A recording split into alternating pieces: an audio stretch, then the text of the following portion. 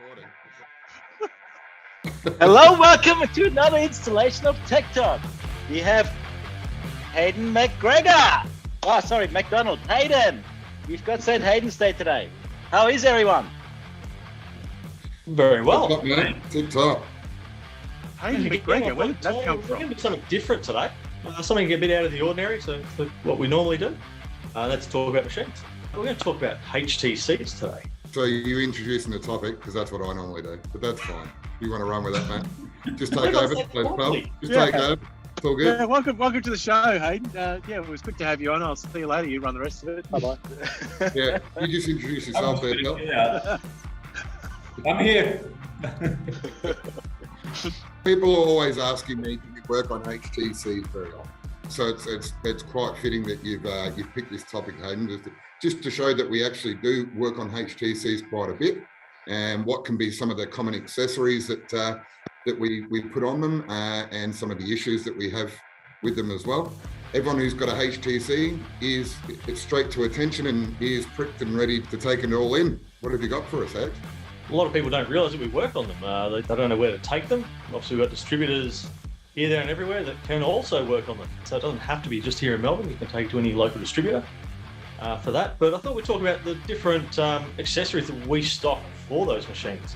So whether it's one of the HDXs, one of the old 3-head machines, or even if it's a Duratic, we've got parts for all of them. So things like your demo heads. It's not just a PG grinder that can have those put on. They can go straight onto any of the other machines as well.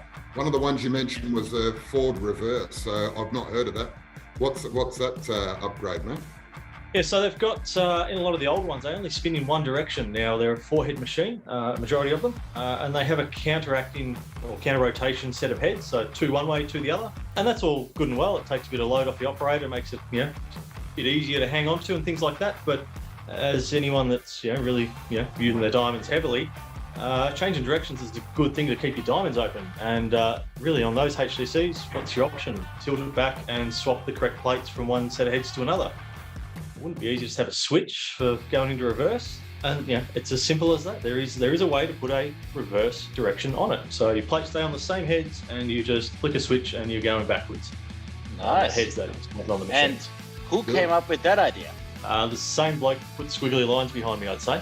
No, it's definitely something I came up with. We had so many people tell us it couldn't be done. HTC said themselves at some point said it couldn't be done, and we did it. So I have a question for you, Hayden. When the HTC machines come out of the factory, the ones that don't have forward and reverse, do they come from the factory running in reverse or forwards? So are we adding a forward or a reverse switch to it? well, they don't even tell you. They just say stop or run. So you don't even know which way to go in that option, because I guess it goes both ways underneath. So they've covered themselves on that. Well, my experience with these machines is if it does stop, we should run. That's right. But we always like to think we're moving forward. So I'm going to say we add forwards to it. We're talking about the planetary direction, right? No, everything. The disc will run in the opposite directions, but we are talking about switching the planetary direction here. Well, the planetary is driven off the discs on those machines, so they don't have a secondary gearbox like the PGs do. So whichever way your heads are spinning, on the appropriate 2 heads, is the direction that your planetary gets spun. So by reversing your motor direction means you're reversing 2 of the discs, which is in turn changing that planetary as well. So you're certainly all round covered by the reverse.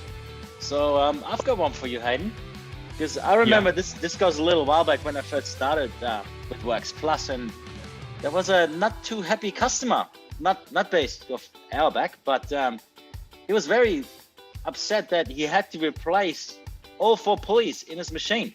I heard a little rumor that there's machines out there, HTCs, with the Works Plus pulley system. What is that about? That's right. So the factory pulleys on a HTC are non-rebuildable. You pull them out, you throw them in the bin, and you buy a brand new complete unit. Quite expensive. If you have to do all 4. We thought, well, why not make it rebuildable? It doesn't, half the pulley is still in perfect working order. It's just the bearing side of it that needs to be replaced. So, we've come up with a system where we can redo those pulleys into a rebuildable version. So yes, okay, there's a cost, in doing it the first time, but after that, all you're doing is having to change bearings out, just like you're doing your PG grinders. A bearing and a shaft at worst. So certainly long-term saving out of that, because again, as I always say, you buy a machine once, you service it the rest of the life. So the question I have, how did you originally come up with it? Was it a customer suggesting, hey, can't we rebuild that? Or is that just something, hey, this makes sense?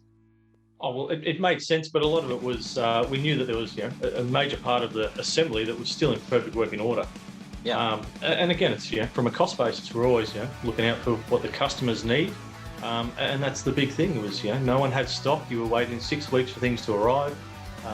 Things along that line. So it was downtime on machines, on a bigger basis. Wow. So yeah, it made sense just to come up with a solution, which is what we do. I used to run a few HTCs. I was pretty fortunate that I didn't have too many issues with the machines. But what are some common issues that you see out there for the HTC machines, old and new models? Look, definitely on the HDXs, their line filters do play up quite a lot. Biggest cause is someone calls up saying it's tripping power, the RCD is tripping, and 9 times out of 10, it's the line filter is shorted to earth. For some reason, you don't really see it in other machines as much as them, but certainly that's a fairly common one. The other one is the contactors on them. They have a little auxiliary switch on the top, and they do play up, which then you get this loud hum from your contactor when you press it on, and machine won't power up. So that's another very, very common thing. And a lot of this, especially the contactor, it comes from the amount of dust that's in the cabinets of those machines, because they actually have fans that pull air through from outside into the cabinet, which in the atmosphere that guys are using it, there's always dust around, and it eventually just builds up in there. So And that fan's obviously creating air in to keep things cool. Is that the purpose of it? But then obviously that is, yes, yep. That's that was the initial purpose of them. Again, how much that's needed, probably not as much as what's there. The size of it, of the fans that are on them, and the amount of dust that it does let into the cabinet. So certainly, HTC users definitely need to open that cabinet. Which you've got the key for it, just like the PGs. We sell the keys. And open up, have a look, and see how much dust is in there. And if there's a bit in there, obviously unplug it and get your vac and vac out what you can, and try and keep them neat and tidy. You just blow them out with an air hose sort of thing, Hayden, or what's the best way to you certainly can have your vacuum on hand for that, so you're not just blowing dust straight back into your face. But certainly, you can a little bit of compressed air from a distance, just to help get rid of what's sitting there. Nice one. another thing you mentioned was servicing cost difference. I'm assuming you're talking about, versus a PG type machines. Is there quite a bit more involved? I know you've mentioned things like extra heads and things like that, and non-revealable parts and that sort of thing there. So is there much of a difference, or? Look, there certainly is. When you get to the point of having to open a HTC up, they don't have inspection holes and covers like the PG grinders do, so you really don't have the visibility to inspect. So the factory ways, you basically completely separate the machine, which is quite a labour-intensive process on those. I mean, just an example is the main motor going into the machine.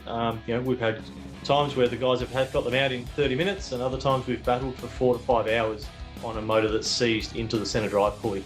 So it's a very unknown hit and miss as to what you're actually going to get, and even just everything's a bit more labour-intensive on them from that side of it. But even from the general minor servicing, you've still got quite a lot of things that need to be checked over and hard to get to in comparison. So very common to top belts on them. A lot of guys pressure wash the machines. Water gets up into the top belt, and those top belts actually stretch. They're just a rubberized belt, and with enough water and things on it, they'll actually stretch out, and you lose all the traction to your planetary. Certainly there's a lot of little things on those machines, but when you're talking rebuild side of it, there's definitely a big difference if you have to replace 4 pulleys, idlers, all the bearings, and fairly common when the bearings go on a lot of these other replaceable parts, they wear a groove where that bearing is sat, and they're basically throwaway as well. So there's certainly much more of a parts replacement machine over a repair on them. So it definitely drives the cost up a lot when you're doing that. So Makes sense. Hayden, if you were a contractor and you had to go out and buy a HTC machine, which is your HTC grinder of choice? Ooh, Good question. that is an interesting one. And just to add to that too, with what Josh is saying, what's a couple of things that you'd check if you were looking at buying one secondhand? That's a really hard question, Josh. It's new or old. Do you like the old Mustang or the new Mustang? It's near on the same at the end of the day. Look, when you start looking at things like the Juratic, definitely they've got a lot more features that people are wanting to use on them. Probably a bigger and heavier machine than what I would personally like in that regard. But probably, if I was just going out and I couldn't get myself a PG machine, because that would be my preference. But out of the HTC, it's probably going to be one of the Juratics, I reckon. Just a few things that are upgraded on them, just a bit clean, a bit nicer. And look, the remote system's probably a bit more responsive on a Juratic over the HDX, and obviously the age of the HDX as well. Nowadays they're starting to get on a bit, so that would probably be mine. But things I would look at if I was buying a second-hand machine, again, being that there's no inspection holes, very hard to look inside the machine. So you're really relying on information from previous owners and things like that. So certainly receipts of purchase of servicing on a machine would be a big one to ask for. Or even better is give Mike, Daniel, Milan a call and say, hey, I'm looking at buying this machine. Any chance that the service guys can have a quick look at it for me? And we can certainly have a look, and like the old HDXs with no inspection plug, we can actually fit one and put a camera inside to have a look at what's going on in there. So there are options all the way around to get the information you need when purchasing a machine. Yeah. Other than the forward and reverse, what other cool things can you have on a HTC machine? Our light kits certainly fit into a HTC. Slightly different wiring, but still you can put a set of lights on there if you want. So get that amount of light you need when you're polishing to see the floor. Your pulley upgrades, you've got adapter plates. The demo heads are definitely a big one to put on there. The original heads, after spinning in one direction for a long time, the little rubbers in there actually bend and eventually they snap.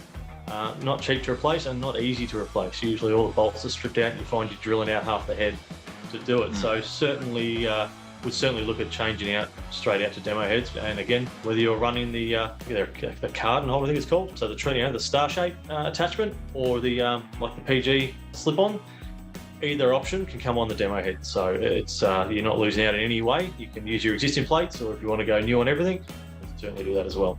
But they're probably the main upgrades that I'll be talking about. Outside of that, it's really a lot of maintenance things. If you come to the point of having to do pulleys, certainly look at doing the pulley upgrade. If you have any drawing space left on your whiteboard there, have you ever thought about a big block HTC? Is it possible? Is there a point? Have you ever thought about it? Certainly, we've had some people ask. It can be done. Biggest problem though is the drives on those chassis, the control the motor. They can't handle the big block power, so you actually have to replace the drive. And when you start looking at that, the price starts going through the roof for that. So an economy side of things, a lot of the time it's people start getting a bit scared or not want to do it, or they find that it's probably better just to get a PG machine and get one put on. But again, anything's possible. It really just comes down to how much it's going to cost, and is it going to be beneficial for what you need. Nice. You've got a lot of things, different size belts, the planetaries on a belt, a whole lot of things there that are variables compared to PG big blocks. So certainly a lot of other places that it can be lost. Is there any future plans to do a dual drive conversion for the HTCs? What was that? Going through a tunnel, broke up. Is it Hayden? A dual drive conversion on a Juratic? That's a lot of work right there. A lot of work. But again, when you say a lot of work, you mean that's a lot of money. There's no chainring in a HTC. There's not. We've done it once before to a 650 Classic. Yeah, right. I vaguely remember something about that. Very, very lengthy, expensive project to do a dual drive conversion to a HTC 650. And what do you do when you can't fit a dual drive to a HTC? Make a brand new machine from scratch. Or you go and buy a new Husky that's built by HTC. Right. The same. Another bag there. Just saying. Look, I'm keen to. I've got a question for you guys on this Tech Talk. I'm keen to know what your feedback is from customers on the difference between the two from an operator's perspective. I mean, I work on them every day out here, so I can tell you the mechanical differences. What's the operator's difference? Are you a hold man or you're a Ford man?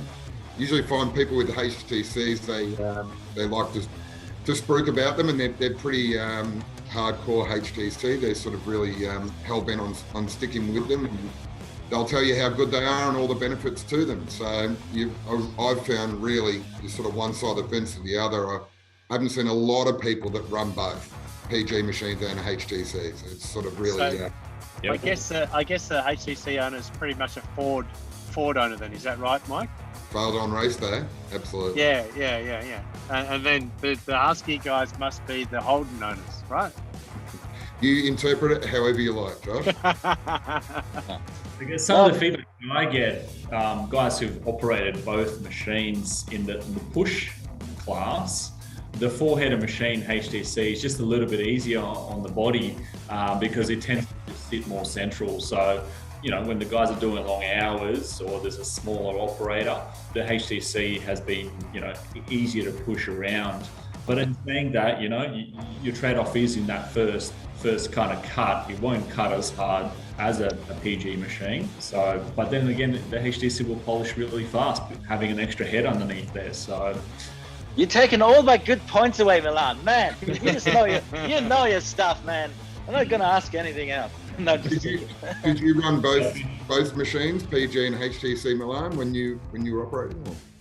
No, when I operated, I predominantly ran HTC in the big classes. We did have a smaller three-phase 530, but that's a toy compared to everything else. So yeah, ran HTC, and it was predominantly because it was easier on the body. And at the time, you know, where our business was, we couldn't spend up and get the RC and the Husqvarna. So we thought, you know, save the body. I'm a little bit of a princess, I guess. So I just wanted to push something easy around. Yeah. So, yeah. Yeah, but also for those who don't know, there is also HTC with 3 heads. No, 3 heads. Careful now. I just had my hand Classic. like this way, but it was hidden. What Yeah, it's funny, whenever I say to people when they're talking about the HTC, and I say, is it got 3 heads or 4 heads? I never get told, it's got 3 heads or it's got 4 heads. I get go, 4 or 3? Yeah, and it's like, well, they come in both, you know? So everyone always tells me, you know, straight away, and it's like, right, okay, well, you know, I'm sure they come in both. So, but it's a really good topic, guys, because I do get asked quite a bit that, you know, do we work on HTC? And the answer is absolutely yes. Absolutely. Here's a fun fact for you, Mike. Back in the day, so family going back from Works Plus, we were the first company or the first people in Australia to actually have a HTC. We brought the first HTC 800 into the country, and we were also the first HTC distributors. So our relationship goes way further back than most people realise with HTC. Down here at Bayswater. Fun fact for you, Josh. I had your first machine in here about a year ago. That is a very fun fact. You're really opening up that old dusty book, Josh. HTC reseller. Goodness me. Don't tell anyone. Well, I guess the end result is whether you're a PG guy or a HTC guy, they all get the job done. There's plenty of options out there, plenty of parts out there. Certainly don't go past thinking that we can't work on it just because it's HTC. So any problems, give these other guys a call and they'll ask me. Absolutely. And also, like, Hayden, keep up the great work, man. It's really great to see that you're putting all this love in, and also the care for these customers as well. Try to, for one, save the money and keep them operational. So that's really good that you and the team have come up with really great solutions. So keep on pumping out, man. You're always working on some great stuff. Always. Cheers, bud. Oh, Thanks, St. Hayden. You're a blessing. and Milan, you can get up off the floor now, man. No laying down on the job. yeah. All right, guys. Have a great weekend. Don't know about you guys, but I'm ready for a cold one. Gonna blow the froth off the cup, eh? It is a cold one here in Melbourne. It is a cold weekend. Well, you thought I meant beer. No, what a warm one.